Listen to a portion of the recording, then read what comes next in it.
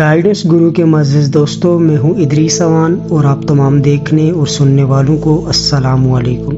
محترم ناظرین، Ertugrul Ghazi جمہوریہ ترکی میں سرکاری ٹی وی چینل TRT1 پر پیش کیے گئے ڈرامے دلرس ارطغرل کا اردو ترجمہ ہے، جس کا پہلا سیزن 2015 میں پاکستان میں ہم نیٹ ورک کے چینل ہم ستارے پر پیش کیا گیا تھا اور دوسری بار نئی اردو ڈبنگ کے ساتھ اپریل 2020 سے PTV ہوم پر چلایا گیا تھا۔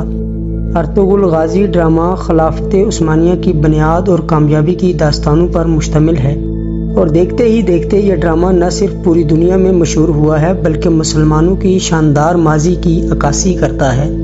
ارطغرل غازی نہ صرف ایک فرضی ڈرامہ ہے بلکہ نصر من اللہ و فتح قریب جیسی پیشن گوئی کو حرف بحرف پوری کرتا ہے۔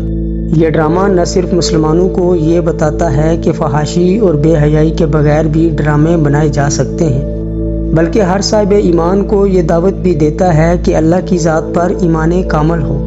ترک کا ایک خانہ بدوشی غریب کائی قبیلہ نہ صرف چنگیز خان کی مضبوط ترین منگول فوج کا مقابلہ کر سکتا ہے بلکہ سلطنت عثمانیہ جیسی عالی شان ریاست بنا کر دنیا کو للکارا جا سکتا ہے کہ بے شک فتح حق کی ہے۔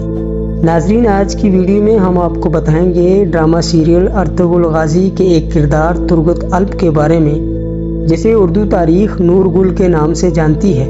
ترگت الپ کی حقیقی زندگی کے بارے میں اور اس عظیم مجاہد کی داستان شروع کرنے سے پہلے اگر آپ ہمارے چینل گائیڈنس گرو پر نئے ہیں تو برائے مہربانی ہمارے اس منفرد چینل کو سبسکرائب کرتے ہوئے ساتھ موجود گھنٹی کا بٹن پریس کر دیں تاکہ ہماری مستقبل میں آنے والی ہر ویڈیو آپ کو بآسانی مل سکے۔ شکریہ۔ ناظرین، ترگت الپ کا شمار سلطنت عثمانیہ کے بنیادی جانشینوں میں ہوتا ہے۔ وہ ارطغرل کے سچے دوست، ساتھی، ہمدرد اور رفیق تھے۔ ارطغرل کی وفات کے بعد ترگت الپ سلطنت عثمانیہ کے بانی عثمان اول کے بھی وفادار رہے اور حکومت میں ان کے معاون رہے۔ انہوں نے 125 برس کی لمبی عمر پائی اور آخر وقت تک میدان جنگ میں سرگرم رہے۔ بچپن میں منگولوں نے ان کے والدین کو شہید کر دیا تھا اور ان کی بیوی کو جلا دیا گیا تھا۔ ان کا ہتھیار ان کا مشہور کلاڑا تھا۔ وہ واحد جنگجو ہیں جنہوں نے تیغ و سنہ کی بجائے کلاڑے کو اپنا ہتھیار بنایا۔ ترگت الپ کو ابتدائی دور میں صلیبی فوج نے قید کر لیا اور ان پر بے تحاشا ظلم و ستم اور سختیاں کی گئی کہ کسی طرح ان کو عیسائی بنا کر صلیبی فوج کا سپہ سالار بنایا جائے۔ دنیا کی کوئی بھی طاقت اس مرد مجاہد کو اپنے ایمان سے نہ پھیر سکی۔ نورگل نے ساری عمر کلاڑے کو اپنا ہتھیار بنایا اور ترک دنیا کو یہ عظیم مرد مجاہد جب یا اللہ کہہ کر کلاڑا گماتے تو دشمن کے پرخچے اڑا دیتے تھے اور کوئی بھی کافر جو اس کلاڑے کی زد میں آتا اس کی اگلی منزل جہنم ہوتی تھی۔ ترگت ترک دنیا کا سب سے زیادہ عمر جات کرنے والا مجاہد تھا۔ وہ مسلسل 125 سال میدان جنگ میں رہا اور اپنی آخری سانسوں تک دشمن کے سامنے سیسا پلائی دیوار بنے رہے۔ ترگت الپ کا ہتھیار ان کا معروف کلاڑا تھا جو اب ترک عجائب گھر کی زینت ہے۔ ان کا کلاڑا 92 سینٹی میٹر لمبا اور 1650 گرام یعنی 1 کلو اور 650 گرام وزنی تھا۔ بصری سٹیل سے بنا یہ کلاڑا 2 دھاری تھا۔ دستے میں چمڑا لگا ہوا تھا۔ ان کا کلاڑا مشرق و مغرب میں اب تک کا سب سے مضبوط کلاڑا مانا جاتا ہے۔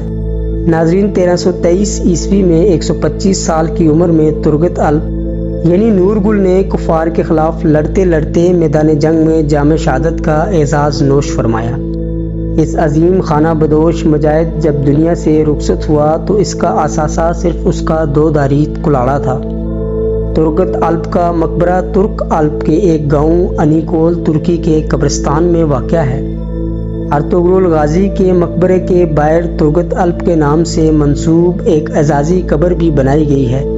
1877 میں روس اور ترکی کی جنگ 1877 سے 1878 کے دوران میں موجود بلغاریہ کے مسلمانوں نے ایک شہر آباد کیا جس کا نام سلطان کے مشورے سے ترگت الپ کے نام پر رکھا گیا۔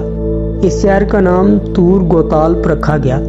بے شک یہی وہ لوگ تھے جن کے بارے میں علامہ محمد اقبال نے کہا تھا، شہادت ہے مطلوب و مقصود مومن، نہ مال غنیمت نہ کشور کشائی۔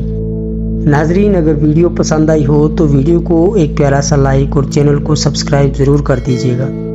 ساتھ ہی لگے بیل آئیکن کے بٹن کو بھی پریس کر دیں تاکہ آئندہ آنے والی ہر ویڈیو کا نوٹیفیکیشن آپ کو بآسانی مل سکے۔